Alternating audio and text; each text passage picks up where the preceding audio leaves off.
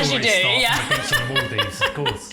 There's a massive gap at the minute between fast fashion and sustainable because sustainable doesn't seem attainable for the average person. I kind of thought, yeah, I can find a factory. Yeah, I can do that. That'll be easy. Like, I'll just Google it. And really, you can't. I hate to say it, but wing it. We were winging it. Oh, they can copy me all they like. Oh, okay. I quite like that. That would be nice, yeah.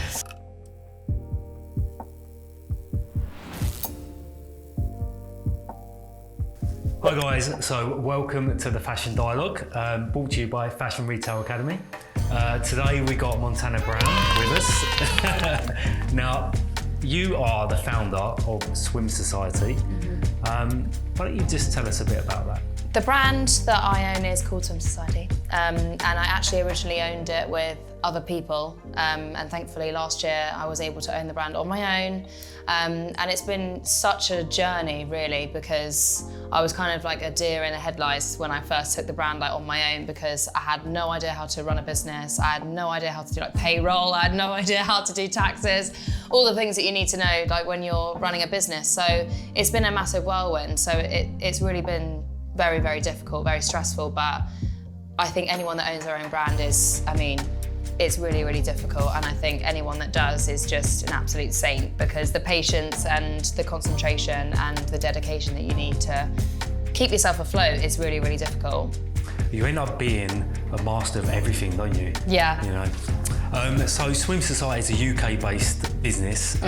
Sustainable swimwear? Yes. So we are a sustainable, all-inclusive brand, so we have no categorization. Often when you see, especially with women's clothing and swimwear, you're kind of pigeonholed into a petite or a tall or a curve. And I don't really like that, because I think it segregates women and makes them feel like they can only wear one style that suits their body type. So what we try and do at Swim Society is empower women to kind of break those boundaries, and just wear what they want, and it doesn't matter what size they are, what shape they are, they can wear whatever they like on holiday. And what gave you that idea to start Swim Society? So I was actually on a beach in the Maldives, funnily enough. Okay. All good As you do, yeah. On the beach in the Maldives, of course. And I was with a few friends, and we were all kind of complaining because one of my friends' swimsuits had gone see-through, and my other one was like, oh, this doesn't fit very well, and didn't like the material. And I kind of had a bit of a light bulb moment where I was like, actually, there isn't really a brand out there that's not fast fashion, that's sustainable, that's also accessible and affordable. Because there's a massive gap at the minute between fast fashion and sustainable, because sustainable doesn't seem attainable for the average person because it's so expensive. So you're alienating a lot of your consumers just by kind of hoiking up the price point.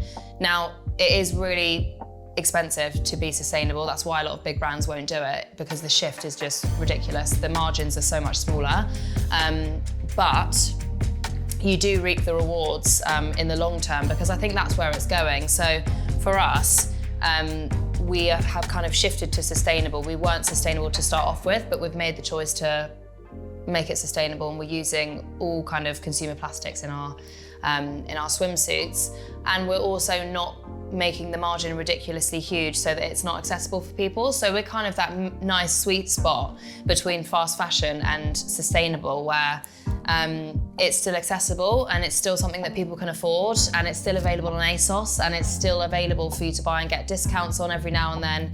And it means that way more people can wear our lovely swimwear.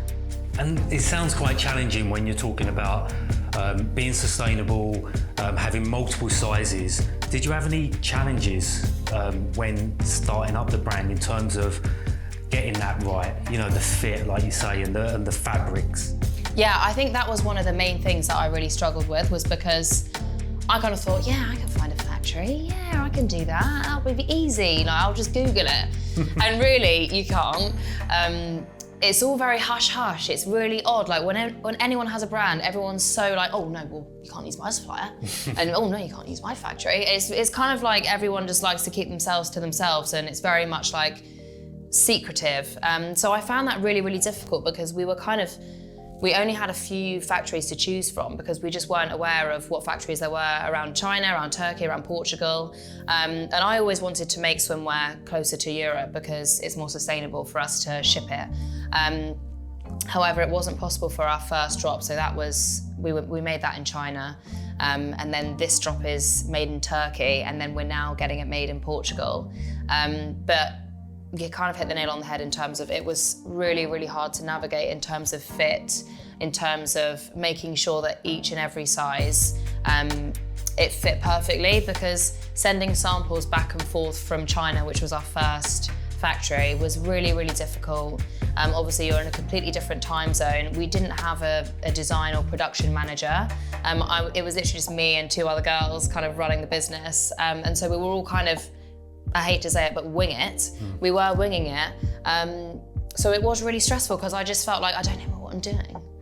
Yeah, do you know, I'm glad you brought up the manufacturing secretive thing, because it is that. Like, no manufacturers out there advertise themselves that well, do they? No. It's very much like you have to spend days, weeks, years, in fact, finding a good manufacturer. Yeah. Especially if it's sustainable as well. 100%. And I think most factories, they don't need to advertise because they're working with great brands. They don't need the extra kind of customers. So to find those really amazing factories that are working with sustainable fabrics is really, really difficult. So you've gone from China to Turkey to Portugal. Yeah. Like, where's the next step? So I think what's difficult is that all of the most amazing clothing and materials and fabric mills are all in Italy. It's like the hub of fashion, it's the hub of manufacturing, and all of the bigger brands, they're all made in Italy. But they are just ridiculously expensive. And I think we've even seen such a rise in prices just by moving to Portugal. But again, like, we're trying to do that education piece where we are trying to educate our customers of, this is why your bikini is costing you more, because everyone along the supply chain is being paid properly, and you're getting the best quality material, and that is why it's this price. Because at the minute, we're not at the margin that we'd like to be at. So, you know, we don't make as much money for the drops that we've done so far because we don't want the customer to suffer. And we still want people to want to buy from us. But once kind of we feel like we've got everything to where we want it to be in terms of our factory, and I think Portugal is probably where we'll end our factory search. They've been amazing, and like the quality is just out of this world. But yeah, it's been a journey, but I think we will end it at Portugal because you can't really get better than that. So that leads on quite nicely to the next question. So what are your 3 core values for Swim Society? Oh, just the 3. Oh, okay. I'll narrow it down to 3. Okay. We've only got a little bit of time. Yeah, okay. Sustainability. I would say empathy, and being inclusive is probably the 3 core values. Being inclusive in the models you use or in the sizing of your product, or both? Yeah, both of them, to be honest. Obviously, we want to be inclusive with our campaigns, which is why we do a lot with open castings. So we kind of advertised our open casting earlier this year, and we had like over 700 applicants, and we kind of narrowed it down to 50 people. And then we invited them down to a lovely kind of space that we had in London. And we just kind of met these girls, and they all kind of came from different backgrounds, they all had different stories, and we wanted them to be part of one of our campaigns. And that's something that I'm really passionate about doing every single drop that we do.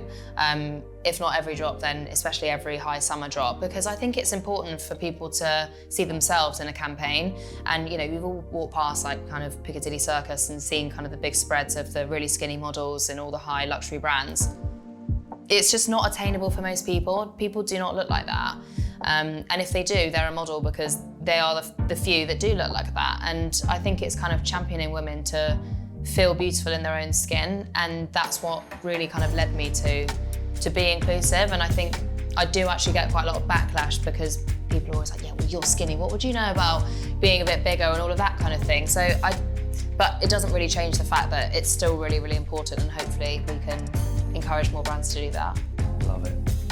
So the open casting, I love that idea. I've never really heard of that before. So how do you kind of merge the open casting with the products, and how do you get the products to fit all of these different body shapes? Yeah, it's a really good question actually, and it's something that we've really tried to fine tune because we didn't know whether to pick one girl to come in the main campaign, and we actually did that a couple of years ago, but we found that putting someone who isn't used to that modelling environment into kind of a big campaign when you're abroad, it can obviously be quite intimidating. So we decided to structure it that we invite kind of 50 people to one day, We do 2 days in London, and we meet all these girls, and we pick 6 girls to be part of like a mini capsule campaign where they get the opportunity to shoot in Swim Society, and they basically get all the imagery, and it's a really uplifting day actually. It's amazing. But again, it's really good for feedback purposes in terms of we want them as part of our community to give us feedback. Do they like the style? How does it fit? What's their favourite kind of style out of the collection and why? What support do you need? And all of those kind of things. So it's a really kind of beneficial thing that we do, and not just for the girls, but also for us. And like, I've had a look at your products online. They are absolutely like, well, trendy, awesome. But how do you like keep up with all of the different trends, all of the different fabrics, and designing new products? Seems like it's forever evolving. Yeah, it's really difficult because there's kind of 2 different ways that brands tend to pick their style or design for their next collection. One is to copy from, you know, your high-end brands like Prada, Balenciaga, all of those kind of brands. And then you see those patterns kind of filter down into your fast fashion, or you're trying to create something completely different. So for me, like, because you're working kind of 6 to 9 months in advance on these drops, I've found what's worked best is that we just design something completely different. It's me literally kind of having a play around with pencil, having a look on Pinterest, having a look at like different magazines, and even having a look at online publications of what they've posted, I don't know, 10, 20 years ago, and just changing it and playing around with things.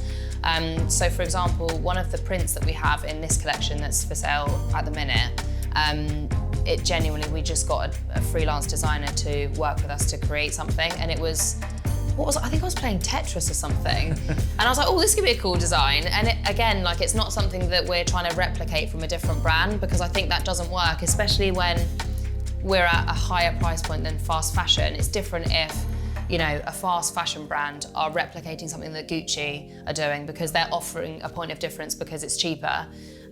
Whereas when we are offering a point of difference, it will be cheaper than Gucci, but it's still kind of a little bit more expensive, and it's still, like we say, a considered purchase. So I'd say we try and be as innovative and as creative as possible by not copying other people's brands. Obviously, we definitely take kind of notes of what colours are in trend and those kind of things, but anything pattern-wise, we try and keep it kind of quite to ourselves. Yeah, and how do you stop other people kind of doing the same as what fast fashion do with, you know, the top Gucci, Prada, etc.? How do you stop people kind of like copying what you're doing? They can copy me all they like. Oh, okay. I quite like that. That would be nice. Yeah, I think it's fine. I think it's always going to happen because again, like the fast fashion industry, they're so reactive because they can just kind of, you know, say to the factory, oh, we want this print, and they can churn it out in, you know, in a couple of days. But obviously we're not as reactive as that, so we could probably never do that, which I think is also a blessing because it means that you can create your own designs. And how often are your drops? You mentioned before that you do drops 6 to 9 months before. Yes. But how often are they available to the consumer? So we actually only launched this February. So we've done 2 drops so far. Yeah. We have another drop coming up, which is really exciting for February. For February. Yeah, and then we also have another drop in May. Yep. So that's really, really exciting. But we've already designed February, we've already designed May, and now we're looking to design, which will probably be September, October time. So exciting times. Yeah, very, very exciting times. So have you faced any backlash from trolls on social media or anywhere really for your inclusivity for using models, and how do you manage trolling? Yeah, it's a good question actually, because we do face a lot of criticism because we are really transparent and we pride ourselves on that. But obviously you then open yourself up for people kind of being, oh, well, what about this? And have you done this? So we do often get backlash because people kind of look at me and they're like, oh, well, you went on Love Island and you're a size 8, so what would you know about all inclusivity and all of that? Which again is I can understand why people kind of might say that. But it's something that I do genuinely feel really passionate about, and I do believe that each brand should be representing people of all sizes, and that should just be a standard. And I think it's so damaging, especially for young girls, to just see skinny people in campaigns. I think it's really damaging, and I think for me, we caveat the trolling by an education piece of, no, this is why we're doing it, because we care and we want people to feel amazing in their bodies. And you know, we all know women and what women are like. They're so overly critical about their bodies, and most women, they dread going on holiday because they're thinking, oh my God, how am I going to find a nice bikini? Oh my God, I need to just starve myself for like the last 2 weeks before I go on holiday. And we really need to change that mindset, which is why we're trying to do workshops as well, like self-love and body positivity and body image workshops, so we can work with women of all shapes and sizes and make them feel more confident in their own bodies. So I think any brand that is kind of digitally native is opening themselves up for criticism, and I welcome it because it gives us an opportunity to then talk more about our ethos and why and the background of it. So I actually think it's quite a good thing because it means people care. Are you worried about the future of fashion, you know, in the current climate we're in right now? I think every fast fashion brand should be worried for the future, because we all remember when you used to go shopping, the concept of shopping is all online now, and you have to have Instagram, and all brands have Twitter, and brands are having to be more accountable for their supply chain. You know, I used to go shopping actually like in town and go into the shop, and you used to try and call customer service and you just wouldn't get through. Whereas now, the kind of online community are making brands more accountable for their decisions. So I think in regards to sustainability, it's something that we all are trying to make more changes towards, because it isn't sustainable the way that fast fashion brands are creating clothes. There's so much waste, it's damaging to the environment, and I think a lot of people are now really being quite conscious about where they're buying from, what ethos do they have any initiatives that are supporting the environment, and if they don't, they are making active choices not to buy from these brands. I'd like to think that kind of the government would put in some legislations to fast fashion brands in the near distant future. I know a lot of them, I mean, again, it's an education piece for consumers, because people don't think, oh, this is £6. I wonder why this is £6. They're thinking, oh, this is £6, this is an absolute bargain, I'm gonna buy it. But we really have to delve a bit deeper, and I think I've learned so much just from owning my own brand and wanting it to be sustainable of what that actually means. If your clothes are costing you £6, everyone in that supply chain is not being paid properly. They're being paid under minimum wage. So what does that say? So I think a lot of brands are shifting towards being more sustainable. But to be honest, I think fast fashion brands, they have a lot of work to do. Do you think that being sustainable as a brand is just a trend, or is it completely here to stay and more brands should jump on board? I think they all start off as a trend. But right now you've got so many incredible influencers who are trailblazing the way through the sustainability world and almost exposing a lot of brands for things like greenwashing, which is essentially where brands that are more geared towards fast fashion, so they're trying to be more sustainable, but because obviously with a huge company, it's really difficult for them to change their whole infrastructure to become sustainable. So there is actually a law in place that if your clothes are made in China or they're made in Vietnam and then they land in Portugal to get a label sewn in, they can say made in Portugal, which again, so this is how brands are getting around that. But people are digging, and you know, people are very, very interested in where their clothes are actually made now, especially when things come to light about like modern slavery and things, and people not being paid the correct amount for making clothes. So I'd like to think it's not a trend, and I think laws will probably be enforced, I hope, in the next 10 years. And I think if not now, then I think in the future, in 10 years, there will be kind of clamping down on sustainability with big fashion brands, because it's so damaging for the environment. You cannot have a brand putting labels on in the UK and saying made in the UK. It just isn't right at all. And brands like yourself and you know, Swim Society know the whole chain, the supply chain, and that is so important. And you know, it's just great. I love it. Yeah, I mean, that's what's really difficult, because with Swim Society, we find that a lot of people are comparing us to other sustainable brands. which we then look into, and we look into their CSR and what they're doing and giving back to the environment, and it's actually very minimal.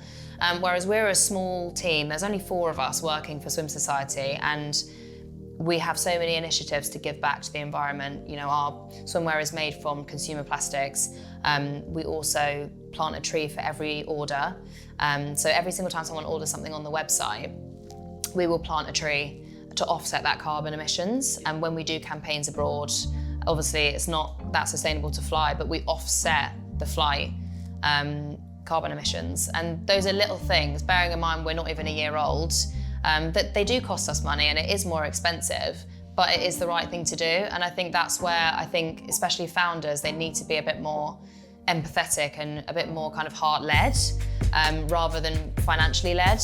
Obviously, everything needs to make financial sense, but I think there's there should be a line where you're not actually damaging the environment to make clothes. So these are the sustainability promises that you give to your customer when you purchase from Swim Society? Yes, exactly. So we do the tree planting. We also are trying to essentially create kind of circular swimwear. Okay. So I'll tell you a little bit about what it is, because everyone's like, what is that? Okay. So circular, we want to make the whole process of making clothes circular by, obviously, you make your swimwear from about 3 plastic bottles, and then essentially the customer buys it, they wear it for a few years, and then they're like, I kind of want a new piece. So if they send it back to us, we can then repurpose it, get it crushed down back into the plastic, and then get it remade into something. So you get it remade, the raw material comes back out and you get it made into another product? Yeah. Oh, amazing. But obviously it's such a new technology, so it's not something that we've been able to do at the minute, but it's something that I'm really passionate about doing and I think is worthwhile. Amazing. And you get this is just for me, by the way, so when they send it back, do you give them a discount on like a new product? Exactly. Yeah, so they'll get a discount, which again is something that we don't really do in terms of discounts, because our margin is a lot lower than other fast fashion brands, so it's not something that we can offer. But yeah, that's hopefully what we can do, is offering them a discount. So where do you see Swim Society going in the next 5 years? Are there new products out there or materials that you want to use and bring into your packaging or your product? Or? Yeah, so obviously we start off with swimwear. Yeah. We're really passionate about doing the workshops, which is more of a piece of body confidence and self-love and all of those things, because I think that's a really important piece through the ethos of the company. We also look to kind of diversify into different categories. So tote bags we're bringing out, we sell recycled water bottles. I'd really like to do affirmation cards because I'm a little bit spiritual, a little bit kooky. And just, I think we'll probably do like some towels and some different matching sets, and we'll probably go into resort wear as well. But again, wow. I know, lots to come, but it's really difficult because again, people kind of look at a sustainable brand and think, oh, well, you're producing things, so that's not sustainable. But essentially, we have to try and compete with the fast fashion brands. And if we can do that in a really positive and sustainable way, then it's better than nothing. It's an absolute positive. Why would you not buy your swimwear from someone who's being more sustainable and has the right ethics than someone who's just fast fashion and trying to make profit? Exactly. It just doesn't make sense as a consumer, or to me at all. So what's the best thing about owning your own brand? Oh God, there's so many different things. I think the main thing is, because where I was in business with somebody else to start off with, I had no visibility, I had no say really in a lot of different things, and I felt like my opinion wasn't being heard, even though it was partly my brand as well. So kind of coming away from that and having sole ownership and having the ability to just make my own decisions and do whatever I like and do things that I feel are right for the company and also right for our ethos and our community has been amazing. So I guess it's you can be as spontaneous as you like no idea is too big, and it's having that kind of, it's a dream job really, is kind of watching the company kind of unfold exactly how you imagined it when you first kind of came up with the idea. Was it hard to be as confident as you are now when you took over the business? Because I'm assuming it was a bit okay, what do I do now? Yeah. But you seem to have that confidence where you've just taken it and run with it and taken it to another level. Yeah, I think that's come with time, because when I never actually thought I would get the company on my own, sole ownership. So when it actually happened, I was like, what do I do? So that was really difficult. But again, I've been so lucky because the two girls that have been with me from the start, they have taught me so much about running a business. They've taught me so much about the behind the scenes of everything that goes into running a business. So to be honest, I have them to really thank for that, because I would not have been at this point without them supporting me. And they took a massive risk in terms of, you know, taking a huge pay cut, coming to a startup brand with literally 3 people. So I kind of really owe it all to them. Surrounding yourself with good people. Exactly. Nice. Yeah. You have to hire people that are a million times better than you. And that is how you run a successful business. So if you were looking back, was there any piece of advice that you wish you had? I would say my advice is don't use your own money. If you can get around it, even the richest people in the world, they get loans. They borrow money, they get debt, because it's the most efficient way without affecting your lifestyle. There's no point in you getting yourself stressed out about getting in debt. Yeah, I would say to anybody who's looking to start a business, get investment and get the right investment, because you have to find someone who you could actually be friends with, which is really, really difficult in the investment world of, you know, venture capitalists and angel investors. And there's not everybody who is nice. Not everybody is out to help you, and it might seem like that, but you really have to be sharp and you really have to be switched on, and align yourself with someone who believes in your ethos, not just in the figures, and believes in you as a person. So I would say don't stress yourself out by using your own money and feeling the pressure to support your own brand, because I've been really, really lucky financially in terms of, you know, I can do some influencer work and get good money from that. But if you're someone who's got a normal job and got a certain amount of savings, there will be hidden costs left, right and centre. I had no idea how much it was going to cost to self-fund. So I think my main bit of advice would be do not use your own money.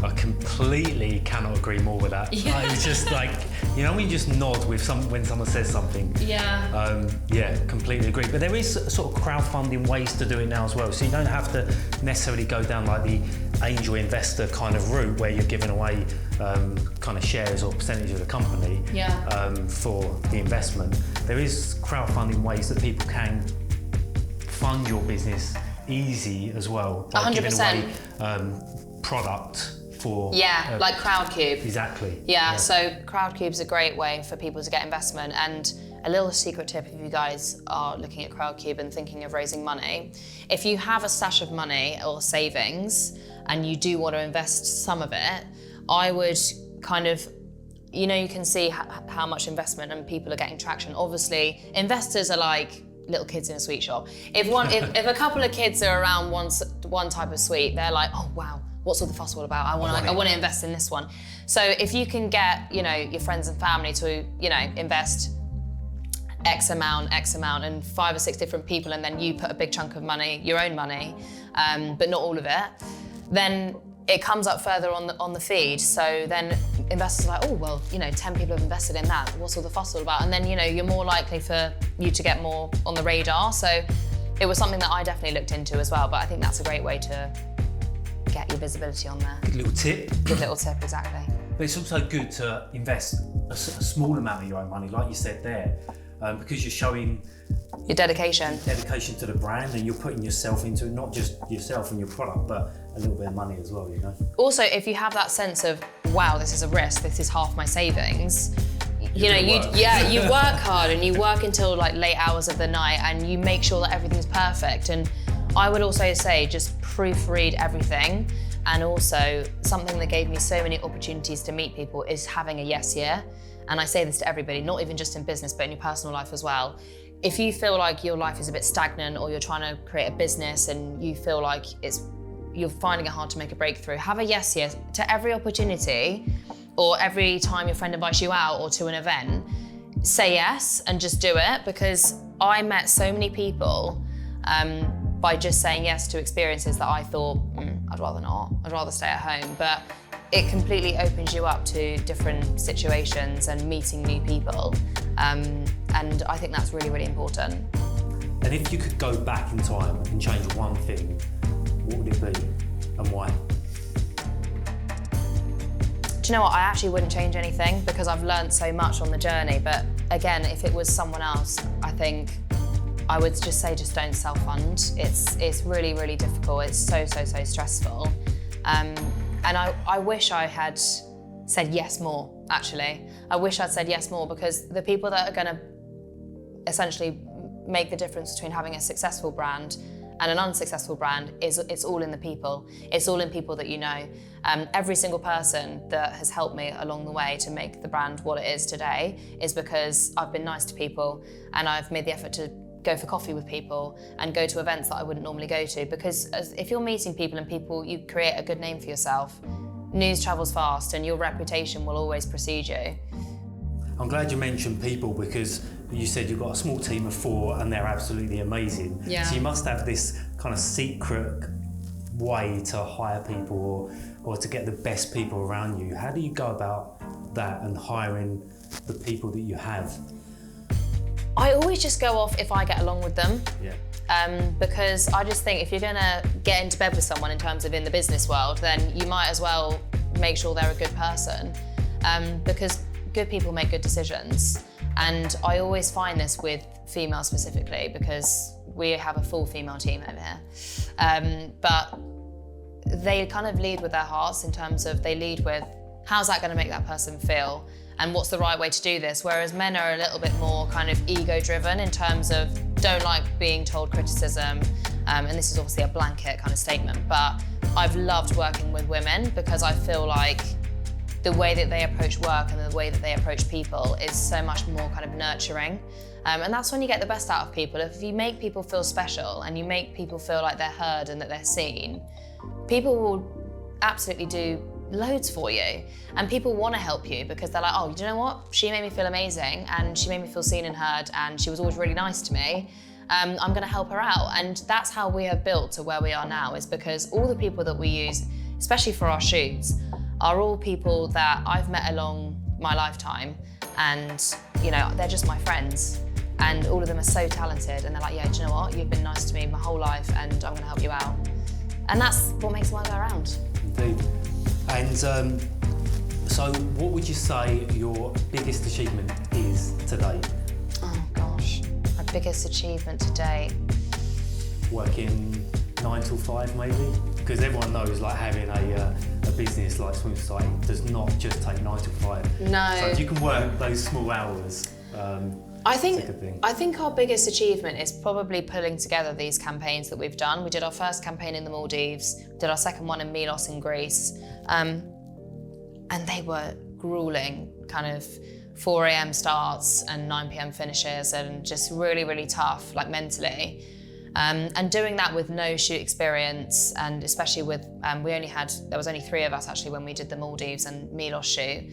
3 of us organising a big shoot of 15, 16 people is such a huge achievement for us, and for the pictures to look amazing and for everyone to feel amazing as well whilst we were there was a massive achievement because we were winging it the whole time. And in COVID as well. The pictures are great. Thank you. The models you used, just perfect. You Yeah. really, I don't know, from an outsider looking in, it really like brought together like your brand, and you can see the passion and the fact that everyone wanted to be there for not just the brand but for you. Yeah. It really tells. Yeah. They didn't just want to be in Maldives. They wanted to be there for you. Yeah, and that's what makes it so special, is that it doesn't actually feel like work a lot of the time because I'm working with people that I genuinely love, and that it's a mutual kind of respect of, I don't think I'm better than anyone that works with Swim Society at all. In fact, I'm probably lower down on the rankings list in terms of like talent, and all of their expertise are the reason that the company has been so successful. So it's nothing to do with me. It's actually more like the team. It's the people underneath you, because they lift you up to where you need to be. I wouldn't have a clue where to start, but you just, again, like, you got to hire people that are better than you. So you have a teeny tiny team. A teeny tiny team, yes, we do. People. Yeah. Small team. What roles do they do? Okay, so aside from myself, Yeah. We have a visual merchandise and e-commerce manager. We have a design and production manager, and we also have a social media comms manager, which they're the crux of the business, really. And do they kind of dip in and out of each other's role, or are they very much kind of like they do one thing? I mean, to be honest, they've had to literally learn everything because, I mean, I'm really, really lucky. One of our girls, Tash, she's got a lot of experience in buying and merchandise. So she's worked for kind of Amazon, and she's worked for Farfetch, she's worked for some huge brands. And obviously those departments are the absolute crux of any business, because it's how you churn out different sales. And you know, she is literally a whiz on Excel, and I would have no idea if she wasn't there. I think it's great that you mentioned those particular roles, because the Fashion Retail Academy train their students in exactly that. Yeah, and I think, to be honest, it speaks volumes that those are literally the three people that we have, and the roles that they are in. Buying and merchandise is something that you cannot live without if you're owning a fashion brand. I mean, Tash, she's like a whiz on Excel. Like all the things that she does, I'm like, I don't know what that means. You're gonna have to just break that down into English for me. But they're very important, especially social media communications. I mean, again, like the three girls, I wouldn't have been able to run the business without, but that is kind of the three prongs of a successful business. So yeah, I think it's really great that they're doing those courses. Oh, sad to go. I know, We'll chat to you some more. Shame. Yeah. I know, we could have probably carried on going for another hour or two. Yeah, we could have. But your tea's empty. My tea, I know. So New I tea. feel that that's probably gonna have to be the end of this. I know. Well, thank you so much. Yeah, well, no, thank you for coming on the Fashion Retail Academy and, well, the Fashion Dialogue from the Fashion Retail Academy. And it's been great to have you, you know, just talking to someone about a brand as amazing as Swim Society and doing as great things you are in the world of sustainability is just amazing. You've opened my eyes, and I know that a lot of people watching this will aspire to own brands in the future like Swim Society. So thank you so much. No, thank you. Can't wait to chat to you guys soon.